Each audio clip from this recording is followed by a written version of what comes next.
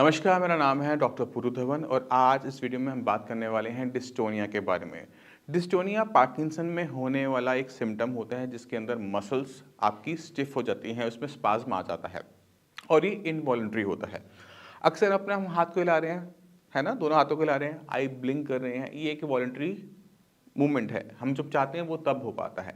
मगर अगर कोई ऐसी मूवमेंट होनी शुरू हो जाए जिसमें आपका बस ना चले, आपके ब्रेन का बस ना चले, उसको हम डिस्टोनिया कहते हैं। अगर ब्रेन में कोई दिक्कत है, क्योंकि ब्रेन हम सब जानते हैं कि ब्रेन हमारी बॉडी के हर मूवमेंट को कंट्रोल कर रहा होता है। तो अगर पार्किंसन किसी पेशेंट को है, ब्रेन के अंदर सेल्स को नुकसान हो रहा है, तो उनका कंट्रोल मसल्स पे से जाना शुरू कर देता है। कमांड अगर ढंग से नहीं आती या गलत आती है तो हमें क्या देखने को मिलता है कि बॉडी के डिफरेंट डिफरेंट पार्ट में उसका असर। अगर हम देखते हैं जैसे ट्रेमर है, ट्रेमर क्या है? कंट्रोल का बाहर जाना है। इसी तरह से डिस्टोनिया भी हमें देखने को मिलता है पार्किंसन पेशेंट के अंदर। अब ये डिस्टोनिया है वो 3 टाइप का होता है। एक है आपकी फुल बॉडी पे डिस्टोनिया होना है, तो आपकी पूरी मसल्स, बॉडी की सारी जो मसल्स हैं, बॉडी पार्ट्स हैं, वो इनवॉलंटरी मूवमेंट करेंगे, उसमें स्पास्टिसिटी हो सकती है, उसमें स्टिफनेस हो सकती है। दूसरा होता है सेगमेंटल। अगर आपके हाथ में देखते हो कि आपके हाथ में स्टिफनेस आ रही है, मूवमेंट नहीं हो रही है, या आप जब चाहते हो तब मूवमेंट नहीं होती बट अपनी मर्जी से मूवमेंट हो रही है, तो उसे हम सेगमेंटल डिस्टोनिया कह सकते हैं। इसी तरह से अगर बहुत छोटे हिस्से में अगर में देखने को मिल रहा है डिस्टोनिया, सिर्फ एक फिंगर में आ रहा है, तो उसको हम फोकल कह सकते हैं। तो ये डिपेंड करता है कि वो कितने बड़े एरिया को कवर कर रहा है, उस पर इसका डिपेंड करता है कि उसको हम किस सेगमेंट में रखेंगे, क्या क्लासिफिकेशन करेंगे। सिंगल पार्ट है फोकल, छोटे से इसमें फोकस हो गया ना वहाँ पे एक पर्टिकुलर पॉइंट पे, तो उसको फोकल कहेंगे। अगर वो एक सेगमेंट को है, आर्म को पूरा कवर कर रखा हुआ है, एक हाफ बॉडी को कवर कर रखा है, तो उसको हम सेगमेंटल कहेंगे। अगर हमारी पूरी बॉडी पे है तो उसको हम कंप्लीट डिस्टोनिया कहेंगे। अब ये 3 आपने समझ लिया। अब ज़रूरी है कि इसके पीछे इससे सिम्टम क्या होंगे। अगर आपका, जैसे हम देखते हैं कि कभी-कभी कुछ लोग अपनी मर्जी के बिना ही ब्लिंक करते रहते हैं, आँखें हिलती रहती हैं, वो डिस्टोनिया का ही रूप है। दूसरा होता है फेस अपने आप टेढ़ा हो जाना, टेढ़ा हो गया, कुछ टाइम में अपने आप सीधा हो गया, ये भी डिस्टोनिया है। ठीक है? इसी तरह से फिंगर्स एकदम हाथ टाइट हो जाना और जब आप खोलना चाह रहे हो तो वो खुल नहीं पा रहा है, ये डिस्टोनिया है। तो ये डिफरेंट डिफरेंट टाइप का डिस्टोनिया आपको किसी भी बॉडी पार्ट में देखने को मिल सकता है पार्किंसन पेशेंट के अंदर। डिस्टोनिया के और भी बहुत सारे रीजन होते हैं, सिर्फ पार्किंसन नहीं होता, इसमें आपकी ब्रेन इंजरी भी हो सकता है, इसके अंदर ब्रेन स्ट्रोक भी हो सकता है, और बहुत सारे सिंड्रोम्स होते हैं, विल्सन सिंड्रोम जैसे होते हैं, जिनके अंदर भी हमें डिस्टोनिया देखने को मिल सकता है।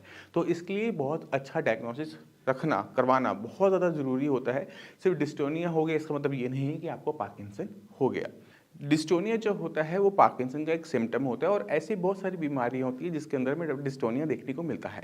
वो ब्रेन स्ट्रोक हो सकता है, वो हेड इंजरी हो सकता है। तो किसी भी तरह से अगर हमारे नर्वस सिस्टम को नुकसान पहुंच रहा है तो हमें डिस्टोनिया देखने को मिल सकता है। तो बहुत ज़्यादा ज़रूरी हो जाता है किसी भी डिस्टोनिया वाले पेशेंट के लिए डायग्नोसिस बनाना कि उनको ये दिक्कत किस वजह से हुई है, पार्किंसन से हो रही है, हेड इंजरी से हो रही है, ब्रेन स्ट्रोक से हो रही है, ये बहुत ज़्यादा ज़रूरी हो जाता है। अब सवाल होता है इसका ट्रीटमेंट क्या है। तो अगर हम इसकी ट्रीटमेंट के बारे में बात करें तो डिस्टोनिया का ट्रीटमेंट हमें कहीं देखने को नहीं मिलता। अगर हम नेट पे भी सर्च करेंगे तो हम ये देखते हैं कि डिस्टोनिया के अंदर नो ट्रीटमेंट लिखा जाता है कि इसका कोई इलाज नहीं है।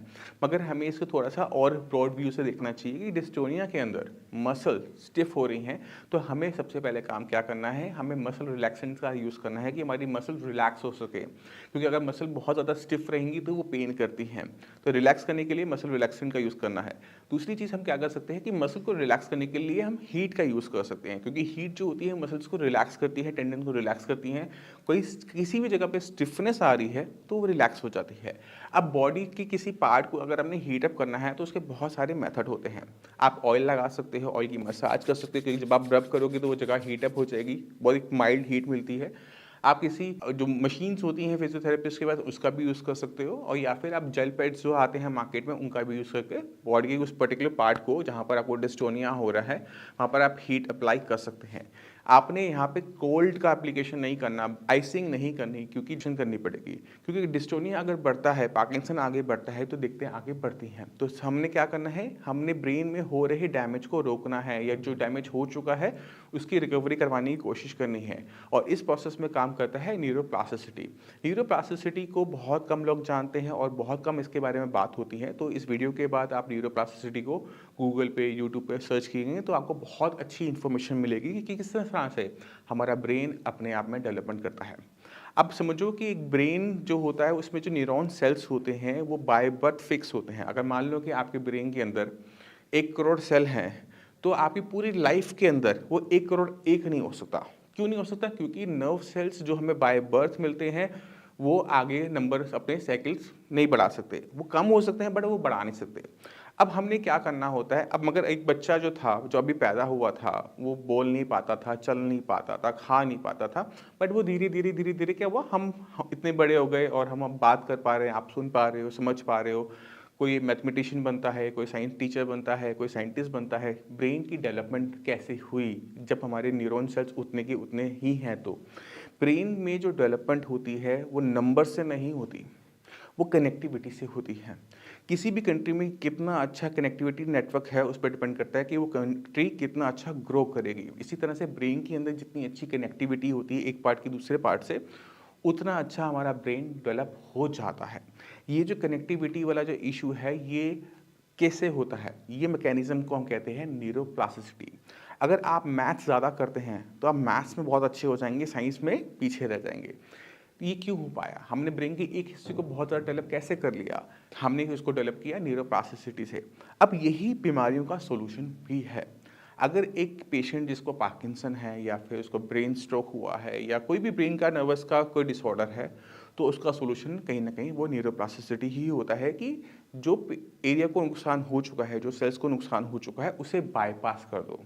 जैसे अगर आपने दिल्ली आना हो तो ट्रैफिक ज़्यादा होता है, तो हम क्या करते हैं, मल्टीपल बाईपास यूज़ कर सकते हैं मगर हम अपने डेस्टिनेशन पे पहुंच जाते हैं। उसमें टाइम थोड़ा सा ज़्यादा लग सकता है बट हम फाइनली पहुंच जाते हैं। इसी तरह से ब्रेन के अंदर किसी एक सेगमेंट ने अपना काम छोड़ा होता है, तो उसकी वजह से हमारे बहुत सारे फंक्शंस अफेक्टेड होने शुरू हो जाते हैं, तो हमने उसे बाईपास करना होता है। तो उसके लिए हमें क्या चाहिए? एक अच्छी कनेक्टिविटी चाहिए ब्रेन के अंदर, न्यूरल सेल्स के अंदर। तो वो कनेक्टिविटी को बढ़ाने का तरीका न्यूरोप्लास्टिसिटी है। अब न्यूरोप्लास्टिसिटी हमारी बॉडी में बाय बर्थ शुरू होती है और एक अच्छी खासी एज, टीन एज तक वो अच्छी खासी चलती रहती है। 30s तक बहुत अच्छी तरीके से वो चलती है और जैसे जैसे हम एज में बड़े होते हैं वो डाउन होती चली जाती है और 20s 30s तक आते ही वो काफ़ी हद तक बंद हो जाती है। मगर ऐसा नहीं है कि इसे दोबारा से इनिशिएट नहीं होता। अगर मान लो कि ब्रेन को किसी टाइप की इंजरी होती है तो बॉडी, ब्रेन जो है वो अपने आप उसको हील अप करता है। जैसे स्किन पे कट लग जाए तो वो अपने आप हील अप होता है ना, इसको बस हमने साफ रखना होता है। इसी तरह से मान लो किसी के ब्रेन में क्लॉट आ गया है, नस फट गई, तो उसको हम ब्रेन स्ट्रोक कहते हैं, पैरालिसिस हो जाता है उस कंडीशन में। उसके अंदर भी पेशेंट के अंदर रिकवरी देखने को मिलती है क्योंकि न्यूरोप्लास्टिसिटी एक हाई स्पीड से शुरू हो जाती है अगले 6 महीने के लिए। अब एक पार्किंसन पेशेंट के माइंड के अंदर जो नुकसान हो रहा है वो धीरे धीरे हो रहा है, तो उसकी रिकवरी ब्रेन करता नहीं है। तो हमने ब्रेन को प्रमोट करना होता है कि वो अपनी न्यूरोप्लास्टिसिटी से जो नुकसान हो चुका है उसे रिकवर करे।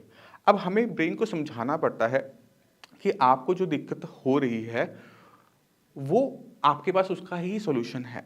तो हम क्या करते हैं, पेशेंट को जब हम कोई एक्सरसाइज करवाते हैं, सपोज कोई पेशेंट एक्सरसाइज हाथ को चलाना चाहता है, वो नहीं चला पा रहा, तो वो हाथ है नहीं चल रहा, ये कौन अंडरस्टैंड कर रहा है? वो ब्रेन अंडरस्टैंड कर रहा है। अगर जब ब्रेन अंडरस्टैंड करना शुरू कर देते हैं कि ओके ठीक है, मेरे को हाथ से खाने में दिक्कत हो रही है, मेरा हाथ चम्मच बहुत हिल रहा है, तो ब्रेन इसको ऑटोमेटिक इवेल्युएट करता है, उसको थोड़ा सा पुश करते हैं, वो न्यूरोप्लास्टिसिटी को स्टार्ट करता है और काफ़ी हद तक कंट्रोल आ जाता है। अगर कंट्रोल ना भी आए तो हमारे लिए बहुत ज़रूरी होता है कि पार्किंसन जो अपने आप बढ़ने वाली बीमारी है उस पर कंट्रोल आ जाए, वो आगे ना बढ़े। क्योंकि जो कंडीशन आज हमारी है, जो ट्रेमर्स हैं, डिस्टोनिया है, पेन है, वो अगर बढ़ता है उम्र के साथ तो पेशेंट की जो दिक्कतें हैं वो भी बढ़ती चली जाती हैं। और ये एक ऐसी बीमारी है जो ओल्ड एज में पेशेंट वैसे ही बॉडी वीक हो चुकी है और वो और परेशानियों को बढ़ा देता है। तो अगर आपको डिस्टोनिया है, पार्किंसन है, तो आपको अभी काम करने की ज़रूरत है अपने ब्रेन के ऊपर, अपने नर्वस सिस्टम के ऊपर। एलोपैथिक मेडिसिन में इसका कोई सोल्यूशन नहीं है। डॉक्टर्स आपको यही बोलते हैं, सिंडोपा अगर आप ले रहे होंगे तो सिंडोपा की जो असर है वो कुछ टाइम के लिए रहता है, ख़त्म हो जाता है, कोई परमानेंट सोल्यूशन अभी नहीं है। मगर जो हम आयुर्वेद से करते आ रहे हैं वो बहुत अच्छे रिजल्ट्स दे रहा है। पेशेंट को पहले महीने में ही रिजल्ट्स दिखने शुरू हो जाते हैं कि ओके ठीक है, मैंने मेडिसिन ली थी, मुझे अब ये दिक्कतें कम होनी शुरू हो गई हैं, और वो बहुत ज़्यादा ज़रूरी होता है। अगर हम पेशेंट को पूरा ठीक ना भी कर पाएँ और मगर पेशेंट की लाइफ में अगर 10%, 20%, 50% तक आराम दे दें तो पेशेंट की लाइफ बहुत सुधर जाती है। मैं उम्मीद करता हूँ इस वीडियो से आप डिस्टोनिया और पार्किंसन को बेटर अंडरस्टैंड कर गए होंगे। फिर भी माइंड में कोई भी डाउट है, डॉक्टर्स हैं उनसे बात कीजिए, वो आपको बताएंगे कि किस तरह से हम डिस्टोनिया पार्किंसन से बाहर निकल सकते हैं। आप इसी के साथ आपसे चलने की आगे चाहूँगा। मिलते हैं अगली वीडियो में, तब तक के लिए नमस्कार।